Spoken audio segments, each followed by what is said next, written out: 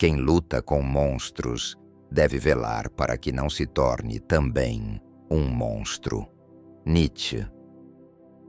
Existem 3 tipos de personalidades sombrias, e a maioria dos homens está completamente cega para saber qual delas os governa.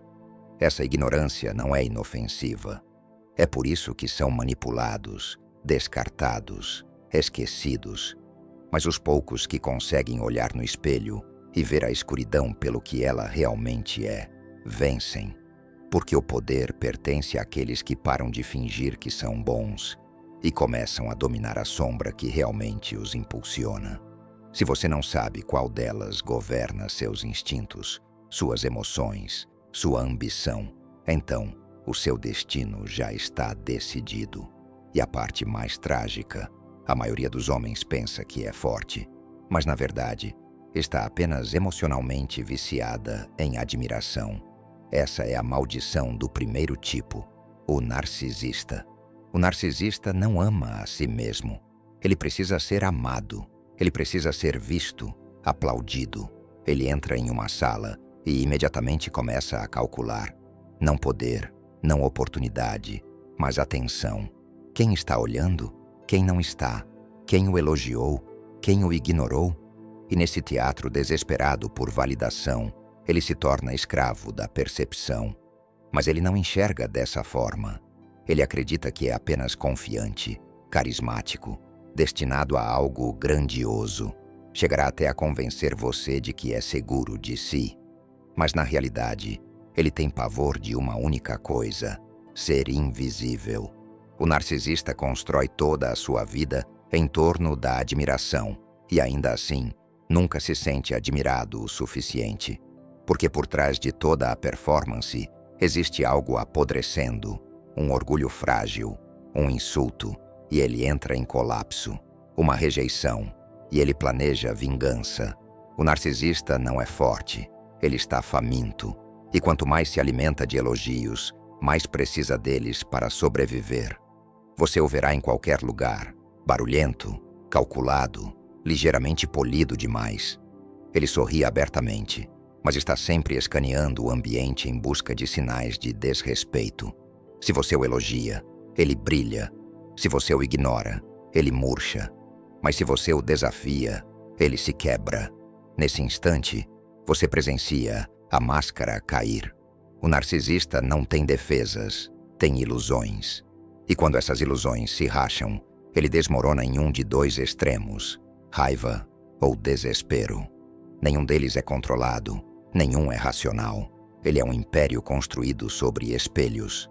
E quando o reflexo deixa de favorecê-lo, ele incendeia toda a sala, tentando recuperá-lo. É por isso que muitos homens fracassam em silêncio. Não porque lhes faltou habilidade, mas porque seus egos eram frágeis demais para suportar a realidade. Uma derrota, e eles desaparecem. Um arranhão, e recuam para a fantasia. Porque nunca foram guerreiros.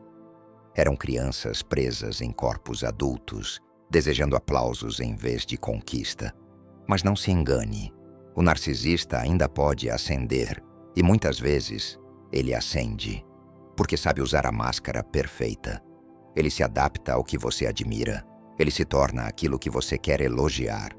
Na política, no entretenimento, na liderança, os narcisistas frequentemente sobem mais rápido que os outros. Por quê? Porque precisam. Enquanto outros discutem, o narcisista seduz. Enquanto outros hesitam, ele posa. Ele se transforma no espelho do desejo público, e a multidão, faminta por idolatria, lhe entrega a coroa. Mas esse é o paradoxo cruel. O que o eleva é também o que o condena. Porque no momento em que a admiração se apaga, ele se autodestrói. Pense nos ídolos que desmoronaram assim que os holofotes se apagaram. Nos líderes que não suportaram a crítica. Nos criadores que desapareceram quando já não eram mais elogiados. Não foi o fracasso que os quebrou, mas o vício de serem vistos como perfeitos. E é aí que isso se torna perigoso. Não apenas para eles, mas para todos ao redor. Porque quando o narcisista começa a perder a admiração, Ele não vai embora em silêncio. Ele manipula, faz chantagem emocional, mente, reescreve a história, demoniza aqueles que deixaram de alimentá-lo com elogios. Nos relacionamentos, torna-se controlador. Nos negócios, vingativo. Ele não pode deixá-lo seguir em frente, porque sua atenção é o oxigênio dele. Então, ele irá envergonhar você, encantar você ou destruir você. Qualquer coisa para permanecer no centro do palco. E se não puder ser adorado como herói, ele fará o papel de vítima ou, pior, de vilão. Não por estratégia, mas por desespero. Isso não é poder, é dependência disfarçada de domínio. E uma vez que você percebe isso, começa a enxergar em todo lugar. Os mais barulhentos da sala, os mais polidos, os que sempre precisam ser especiais. Eles não são livres, estão morrendo por aplausos. E aqui está a crueldade final. A maioria dos homens governados por esse tipo nunca percebe até que seja tarde demais. Acham que estão perseguindo a grandeza quando, na verdade, estão apenas correndo atrás de elogios. Acham que são líderes quando, na verdade, são viciados em aprovação. E enquanto constroem um eu falso para o mundo admirar, seu eu real apodrece, despercebido, não amado e, eventualmente, esquecido. Porque passaram a vida inteira tentando ser o ideal de outra pessoa. Nenhuma vez pararam para se perguntar: quem sou eu? Quando ninguém está olhando. Essa pergunta os assombra. E se algum dia desacelerarem o suficiente para enfrentá-la, isso os destrói. Porque a verdade é, o narcisista não quer poder. Ele quer parecer poderoso. E no fim, essa ilusão vira sua gaiola. Mas é aqui que fica perigoso. Alguns narcisistas aprendem a transformar seu charme em arma. Eles evoluem. Estudam a atenção como se fosse guerra. Seduzem não apenas para ser amados, mas para controlar. E quando essa mudança acontece, o narcisista deixa de ser apenas frágil. Torna-se calculista, estratégico, um manipulador encantador que veste a vulnerabilidade como uma armadura. E é assim que ele começa a se transformar em algo mais sombrio. Ele deixou para trás a fome desajeitada por elogios. Agora aprendeu a controlá-los.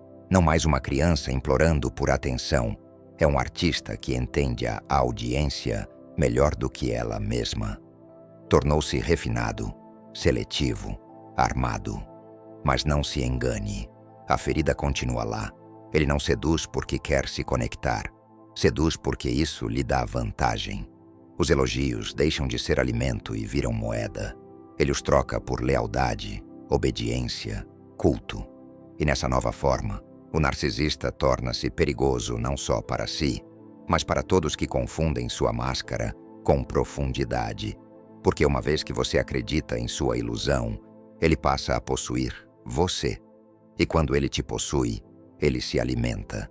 Nem sempre publicamente, nem sempre de forma óbvia, mas por trás de todo sorriso doce e voz mansa, ele extrai algo de você: admiração, simpatia, inveja, submissão, tudo sem erguer uma única arma, porque sua arma real é você. Ele faz o papel de vítima com maestria, confessará suas falhas, mas apenas aquelas que o fazem parecer corajoso. Compartilhará sua dor, mas só de formas que o coloquem como herói trágico. Admitirá fracassos, porém somente os que o façam parecer forte por tê-los sobrevivido. É assim que o narcisista evoluído te prende, dando-lhe apenas verdade o bastante para parecer autêntico, vulnerabilidade suficiente para parecer seguro e carisma suficiente para parecer magnético. Você abaixa a guarda, confia, admira, e então, aos poucos, seu senso de realidade começa a se deslocar. Você se sente inferior ao lado dele, mas não consegue explicar por quê. Passa a questionar-se mais. Vicia-se em sua aprovação e fica aterrorizado com seu silêncio. E é exatamente aí que ele quer você. Inseguro, impressionado, submisso. Porque se algum dia você acordar para o que ele realmente é, o feitiço se desfaz. Mas a maioria nunca acorda. Permanece presa na órbita do ego dele, girando sem fim ao redor de um sol que só brilha para si.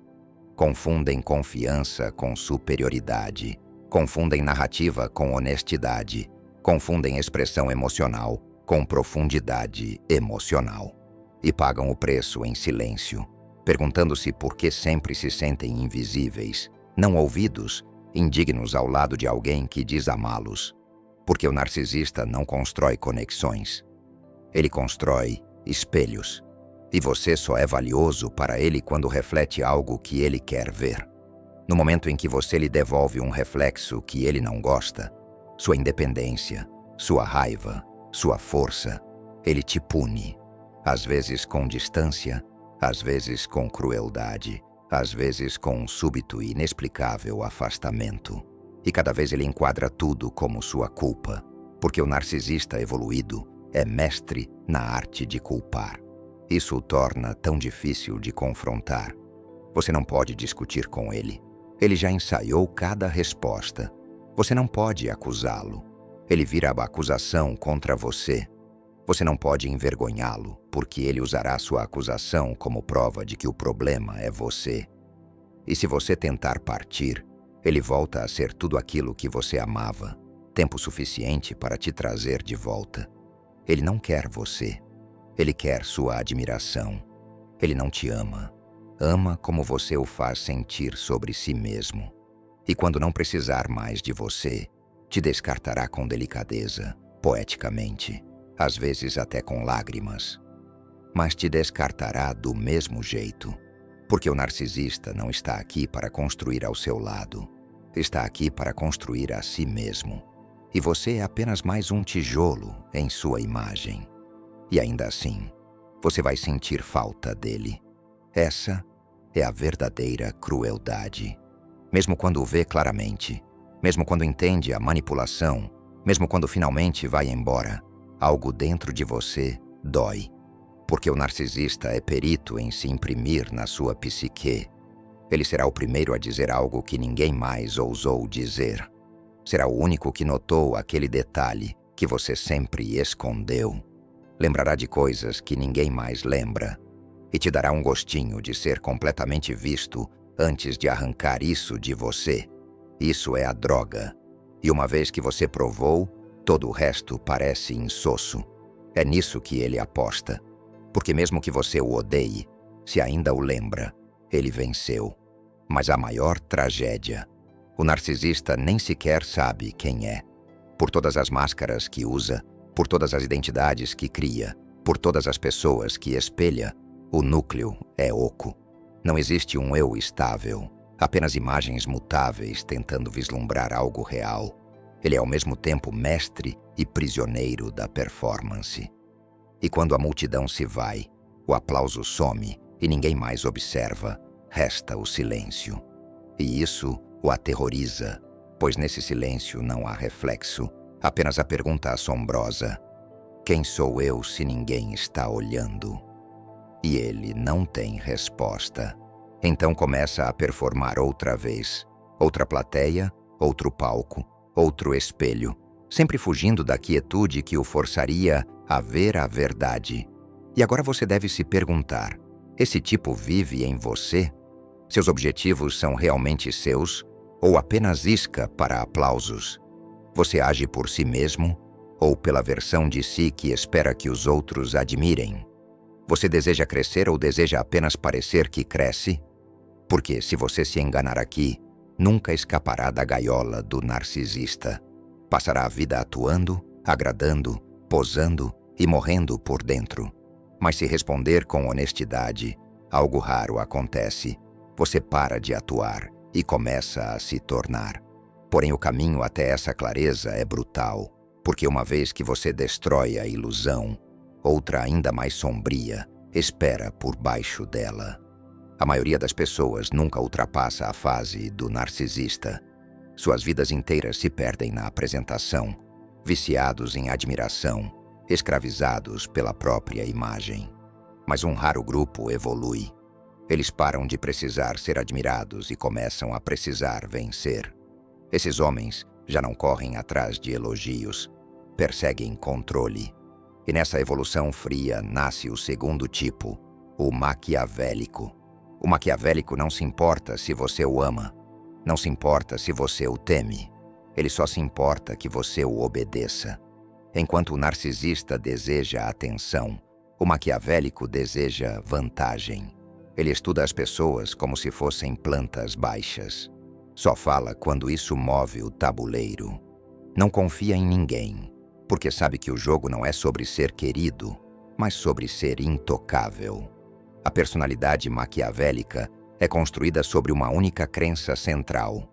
As pessoas são ferramentas. Podem ser usadas, afiadas, quebradas, substituídas. Ele não as odeia, simplesmente não as romantiza. Emoções são passivos. Lealdade é negociável. Bondade é camuflagem. E a verdade é uma arma a ser desembainhada ou guardada, dependendo do que garante a vitória. Você o encontrará nos bastidores. É o conselheiro, o estrategista, a força silenciosa que move impérios. Raramente fala primeiro. Espera, observa, mede você antes mesmo de você perceber que está sendo estudado. E quando finalmente fala, nunca é uma reação, é um movimento, calculado, específico, projetado para deslocar o poder, não sentimentos. Esse homem não perde a calma porque não valoriza nada o bastante para se emocionar com isso. Já está preparado para a traição, já contabilizou o fracasso, já previu sua deslealdade. Ele joga jogos longos, jogos silenciosos, jogos sem plateia. Enquanto outros anunciam seus objetivos, ele não anuncia nada. Deixa que falem e registra cada palavra. Deixa que se vangloriem enquanto coleta dados. E quando você percebe que ele é perigoso, ele já domina metade do tabuleiro. Esse é o trunfo maquiavélico. Você não vê nada até ser tarde demais. Porque, ao contrário do narcisista que deseja atenção, o maquiavélico entende esta verdade. Visibilidade é vulnerabilidade. E o homem que não é visto é o homem que sobrevive. Você sente isso quando está em sua presença. Um estranho frio, mas não cruel. Ele pode rir, brincar, até encantar, mas algo está faltando. Ele nunca se entrega por completo. Seus elogios nunca revelam admiração. Sua raiva nunca revela fraqueza. Suas histórias nunca revelam estratégia. Você sai da conversa achando que se conectou, mas não se conectou. Ele lhe deu apenas a versão de si que queria que você visse, enquanto aprendia tudo o que precisava saber sobre você. E esse é o segredo. O maquiavélico está sempre acumulando poder. Não força bruta, não carisma, mas posição. E quando tem o suficiente, não luta. Ele aprisiona. Você se vê ultrapassado, superado, encurralado, e nem percebe como chegou até ali. Mas aqui está o que separa o maquiavélico de um manipulador ingênuo: autocontrole. Ele não age por impulso. Não usa força quando o engano basta. Não queima pontes, a menos que o fogo limpe o caminho. Cada traição é cronometrada. Cada aliança é condicional. Cada palavra carrega um significado oculto. Isso não é caos, é precisão. E é isso que o torna assustador. Ele não é cruel. Ele é eficiente. Se ferir você move o tabuleiro, fará isso com elegância. Se ajudá-lo conquista sua lealdade, fará isso com sinceridade. Você nunca saberá qual lado dele está enfrentando, porque ele não está em nenhum lado. Ele joga acima do tabuleiro inteiro, observando todos os outros se debatendo, enquanto decide qual movimento encerra o jogo. E ainda assim, nem esse tipo é imune ao perigo. O maquiavélico pode dominar os outros, mas corre um risco fatal: acreditar que é sempre o homem mais inteligente da sala. Arrogância, envolta em estratégia, ainda é arrogância. E quando começa a subestimar, quando acredita que suas armadilhas são infalíveis, quando confia na superioridade da própria mente, ele escorrega. Porque até mesmo um plano perfeito, uma vez revelado, torna-se um alvo. E o maior poder é sempre aquele que você esconde. Esse é o paradoxo do maquiavélico. Para vencer, Ele nunca pode mostrar sua mão, mas se joga por tempo demais, frio demais, alto demais, esquece até mesmo qual era o propósito do jogo. E nesse distanciamento, seu império começa a apodrecer de dentro para fora. A questão agora não é se você conhece alguém assim, é se você está se tornando ele. Você já começou a enxergar as pessoas como alavancas em vez de vidas? Observa mais do que fala? Sente-se desapegado, calmo, cirúrgico, mesmo em meio ao caos? E mais importante, gosta disso? Porque se você está evoluindo de narcisista para maquiavélico, pode se sentir mais forte, mais inteligente, até mesmo imbatível. Mas cuidado, esse tipo paga um preço pesado, sem conexão, sem paz, sem aliança verdadeira, apenas vantagem, apenas sobrevivência.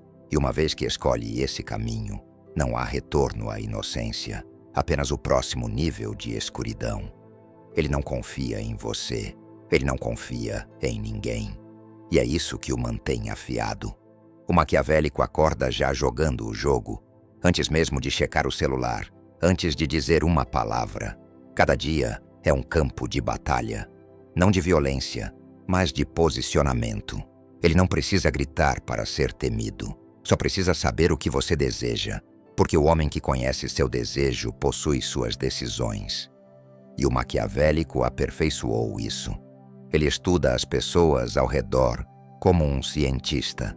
Aprende suas inseguranças, sua fome, sua culpa, não para curá-las, mas para usá-las. Seus relacionamentos são plantas baixas. Seus favores são armadilhas. Seu silêncio é estratégia.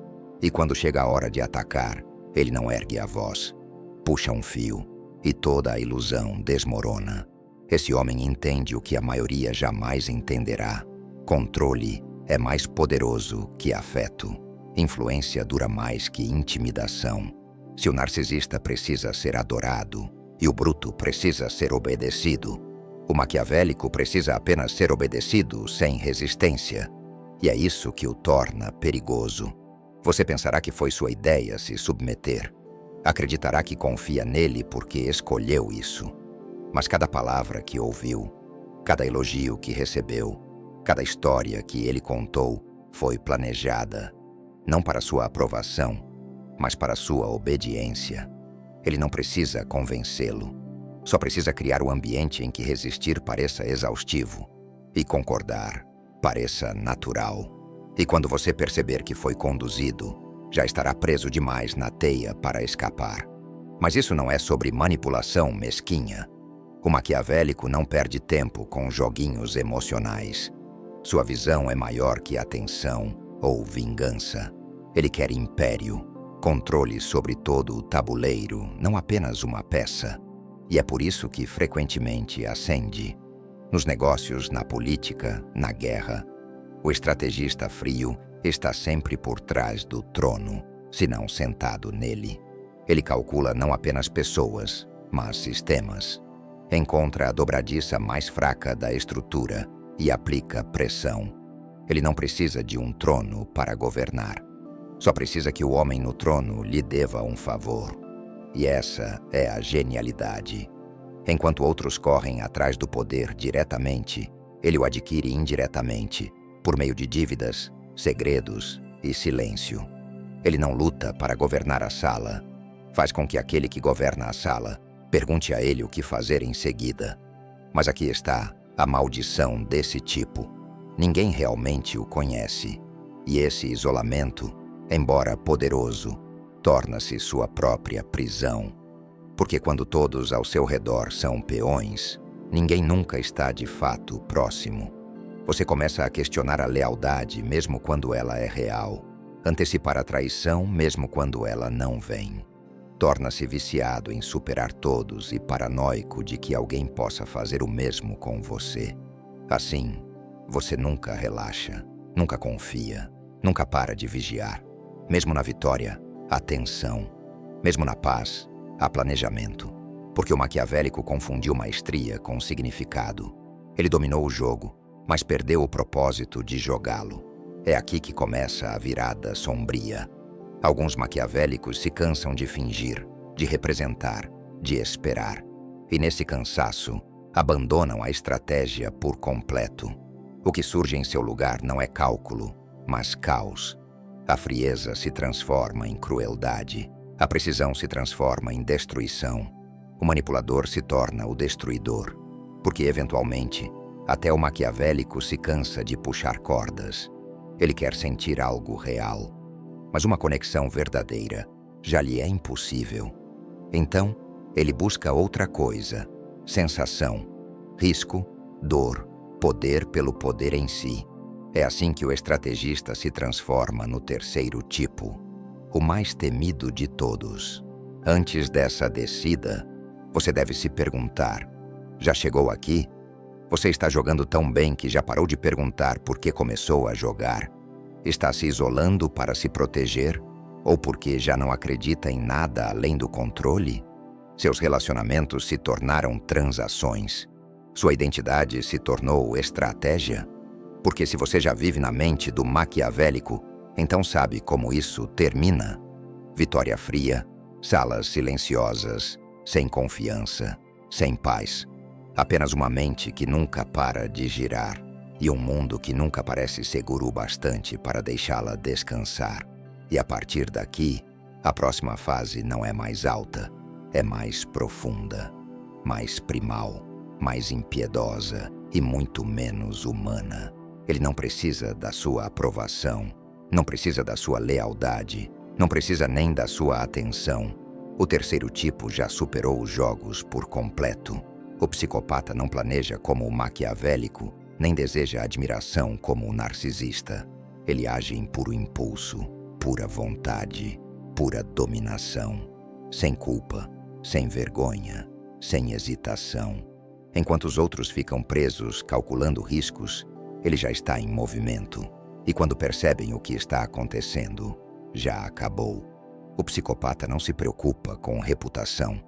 Não é pesado por medo, arrependimento ou dúvida de si mesmo. E é isso que o torna mortal. Ele é a personificação do desapego. Não espiritual, mas cirúrgico. Um homem que não sente nada, exceto a excitação do poder quando os outros recuam. Você não o reconhece de imediato.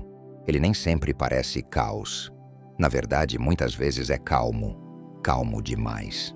Enquanto os outros explodem ou entram em pânico, ele apenas observa, olhos frios, fixos, indecifráveis. Ele não se justifica, não dá explicações em excesso. Ele simplesmente atravessa problemas, pessoas, consequências, como se não existissem, e para ele realmente não existem. Porque a consciência é um peso, a emoção é uma coleira, o passado é irrelevante, só o próximo movimento importa. É por isso que ele pode mentir sem piscar, ferir sem culpa, destruir sem pausa. Não é pessoal, nem mesmo maldade, é instinto. O predador não odeia a presa, ele simplesmente não se importa se ela sangra. Você o encontrará onde houver caos, não se escondendo dele, mas caminhando diretamente através dele. Enquanto o narcisista congela sem aplausos e o maquiavélico espera pelo momento perfeito, o psicopata cria o momento. Ele prospera no fogo, na imprevisibilidade, na guerra. E quanto mais descontrolado o mundo fica, mais poderoso ele se sente. Ele não entra em pânico quando as regras quebram. Ele as quebra primeiro. E isso lhe dá uma vantagem que aterroriza os mais fracos. Ele está disposto a ir mais longe, cruzar limites, ignorar leis, silenciar a moralidade. Porque para ele limites não são princípios éticos, são apenas opcionais. E a contenção da maioria das pessoas é apenas mais uma arma para ele explorar. Mas isso não é estupidez. O psicopata não é um bruto. Ele é calculista, focado e muitas vezes altamente inteligente. Sabe exatamente o que você espera que ele sinta e imita isso com perfeição. Pode dizer as palavras certas, mostrar o rosto adequado, até mesmo chorar se necessário. Mas por dentro, nada se move, nada permanece, porque sentir é ser vulnerável. E ele removeu essa parte de si há muito tempo. Talvez por trauma, talvez por escolha. Não importa. O que importa é que agora ele vive sem ser governado pela consciência, e isso lhe permite fazer o que outros não conseguem: entrar na tempestade sem se abalar e dobrá-la à sua vontade. Não porque seja corajoso, mas porque não se importa se morrer tentando. É por isso que o psicopata frequentemente se torna rei, quando impérios caem, quando as antigas regras já não protegem os fracos, quando instituições colapsam, quando o medo se espalha como fogo. Ele se ergue, porque todos os outros estão paralisados pelas consequências, mas ele não tem nenhuma. Enquanto os outros negociam, ele toma. Enquanto os outros hesitam, ele ataca. E mesmo aqueles que o enxergam claramente, ainda assim, o seguem. Não por amor, mas por admiração silenciosa. Porque no fundo, as pessoas admiram aquilo que temem, e temem aquilo que não podem prever. Esse é o dom do psicopata. Você nunca sabe se ele vai poupá-lo ou sorrir enquanto o destrói. Mas há um preço. O psicopata conquista o controle, mas perde a humanidade. Pode vencer a guerra, mas sairá do campo de batalha sozinho. Pode construir o império, mas sentará no trono em silêncio, porque ninguém confia nele, ninguém o ama, ninguém permanece. Ele é uma tempestade que passa, deixa corpos em seu rastro e segue em frente, intocado. Seu nome pode ecoar na história, mas ninguém chorará sua ausência. E a verdade é, ele não se importa. É isso que o torna trágico. Ele não quer ser salvo, não acredita em salvação. Só acredita em força, em dominação, na força crua e impiedosa da vontade que dobra o mundo de joelhos. E, uma vez que você abraça essa mentalidade, é quase impossível voltar atrás. Ainda assim, muitos tentam usar a máscara, imitem a postura, a frieza, o olhar fixo. Mas fingir ser um psicopata não é o mesmo que ser um. Porque quando o verdadeiro caos chega, a maioria dos homens vacila. A maioria implora. A maioria se quebra. Mas o verdadeiro psicopata caminha adiante, intocado. Não porque seja destemido, mas porque não tem nada a perder. E no momento em que você deixa de temer consequências, torna-se capaz de qualquer coisa. O psicopata não vacila porque o medo exige imaginação, e ele já não imagina dor, perda ou consequência. Ele foi além da narrativa, além da culpa, além das cordas emocionais que paralisam a maioria dos homens. E essa ausência de hesitação lhe dá uma vantagem terrível: velocidade. Enquanto outros analisam, o psicopata age. Enquanto outros se preocupam com resultados, ele os cria. Não com cautela, não metodicamente, mas com força bruta e explosiva que desestabiliza tudo em seu caminho. Isso não é imprudência, é liberdade. Uma liberdade que a maioria dos homens não consegue compreender, porque ainda estão presos à vergonha, à memória e à aprovação social. Mas o psicopata cortou esses laços há muito tempo, e nesse corte tornou-se intocável. Mas não confunda seu poder com sucesso. O psicopata não é um construtor, não é um estrategista, não se importa com legado, não negocia, não nutre, não preserva. Ele domina e segue em frente, prosperando na disrupção, não na criação, na conquista, não no governo. É por isso que muitos se esgotam, não pela derrota, mas pelo tédio, quando já não há mais inimigos para esmagar, nem linhas para cruzar, nem caos para alimentar. O prazer desaparece. E sem esse prazer, não resta nada. Porque ao contrário do maquiavélico, que calcula a longo prazo, ou do narcisista, que anseia por significado, o psicopata não olha além do momento. Sua vida é uma corrente de agoras, cada um mais barulhento, mais sangrento, mais desafiador que o anterior. Ainda assim, alguns deles alcançam alturas aterrorizantes. CEOs, generais, líderes de culto, chefes do crime. Eles comandam não pela inspiração, mas pela força. Nem sempre física, muitas vezes psicológica. Seu olhar sozinho pode congelar uma sala. Seu silêncio pode quebrar um homem. Sua presença altera a gravidade porque todos a sentem. Este é alguém que não se importa com regras, nem as suas, nem as da sociedade, nem as de Deus. E, em um mundo construído sobre delírios compartilhados, moralidade, empatia, consequências, o homem que pisa fora dessas ilusões detém um poder impensável, o poder de agir sem restrição, decidir sem remorso, destruir sem piscar. Esse é o reino do psicopata, frio, absoluto, sem deuses. Mas é aqui que começa a ilusão da inveja. Muitos homens fracos admiram esse tipo. Acreditam que força significa ser temido, que para serem livres precisam não sentir nada, que para vencer devem se tornar impiedosos. Mas não entendem o preço. O psicopata não escolhe esse caminho. Ele é esse caminho. Seu vazio não é um trunfo, é uma condição. E vem acompanhado de um tormento silencioso que a maioria não enxerga. A desconexão, a incapacidade de amar, a incapacidade de sentir alegria, a incapacidade de pertencer. Ele pode governar a sala, mas nunca se sentirá em casa nela. Pode derrotar todos os inimigos, mas nunca encontrará paz. Porque não existe paz sem apego. E ele já matou tudo em si mesmo que poderia se apegar.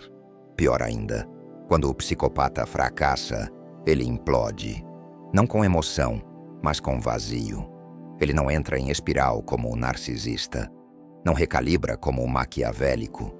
Ele simplesmente deixa de funcionar. Porque nunca aprendeu a sofrer.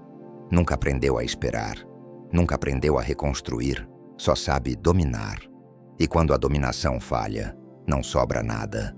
Nenhuma comunidade, nenhum propósito, nenhuma identidade. Apenas um silêncio frio, mais profundo que a morte. Porque ainda está vivo. Esse é o custo final do terceiro tipo. Quando vence, fica sozinho. Quando perde, desaparece. De qualquer forma, a história termina em isolamento. E agora você deve se perguntar, pela última vez, qual tipo governa você? Qual máscara você tem usado por tanto tempo que esqueceu que era uma máscara? Você tem corrido atrás de aplausos como um narcisista, acreditando que a aprovação o tornaria real? Tem movido peças como o maquiavélico, convencido de que controle significa segurança? Ou já se tornou o psicopata, desapegado, eficiente, intocável, mas vazio? A maioria dos homens é governada por um, influenciada por outro, e finge não ser nenhum. Mas o único caminho para o verdadeiro poder é a honestidade brutal. Porque, quando você finalmente admite qual instinto sombrio o governa, não se torna fraco, se torna consciente. E a consciência é o começo da maestria.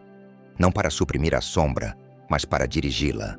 Não para fingir que é bom, mas para se tornar soberano sobre a própria escuridão. Esse é o poder mais raro. O homem que vê o narcisista em si e o disciplina. O homem que vê o maquiavélico em si e o afia. O homem que vê o psicopata em si e o acorrenta. Esse homem não é inocente, não é dócil, não é seguro, mas está desperto. E, em um mundo de homens adormecidos, ele é o tipo mais perigoso de todos. Se você chegou até aqui, é porque uma parte de você já sabe essa verdade. Você é governado por uma sombra, quer admita ou não, narcisista, maquiavélico, psicopata.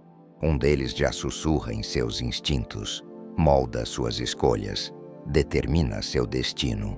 Agora diga-me nos comentários, você está pronto para encarar a máscara que tem usado por tanto tempo que esqueceu que era uma máscara? Está disposto a dominar a escuridão que o governa, em vez de ser consumido por ela? Se esta mensagem tocou você, se fez sentido, escreva nos comentários: eu domino minha sombra. Vamos ver quantos aqui estão realmente prontos para transformar consciência em poder. E não se esqueça, continue assistindo o próximo vídeo. É importante, muito mais do que você imagina. Até lá!